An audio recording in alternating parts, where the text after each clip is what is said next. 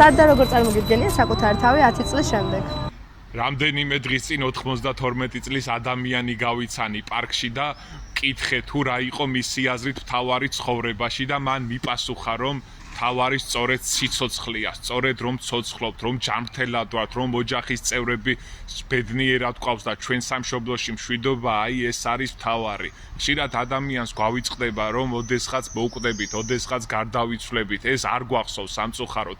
მე კი ყოველი დღის ბოლოს უფალს მადლობას ვეუბნები დღევანდელი დღის დასრულებისთვის და ყოველ დღეს ახალი ძალით ვიწყებ. 10 წლის წინ ვერანაირად ვერ გეტყვით ვინ ვიქნები, თუნდაც დირექტორი ვიყო, თუნდაც მეზოვე ვიყო, ამას ჩემთვის მნიშვნელობა არ აქვს. მთავარია ჯანმრთელობა, ყოველი დღის სიცოცხლე, უფლის სიყვარული, რწმენა არ დავკარგო, რაც მთავარია და ოჯახის წევრები ჯანმრთელად მყავდეს. ჩემი სამშობლო კიდე მშვიდობით იყოს. ეს არის მთავარი.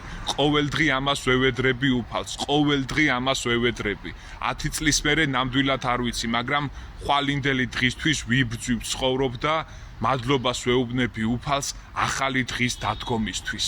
მშვიდობა იყოს, ღმერთო, მშვიდობა იყოს ჩემს სამშობლოში, ჩემს გულში, ჩემ ოჯახებში და 10 წლის მერე დარწმუნებული ვარ, რომ ყველაფერი კარგად იქნება.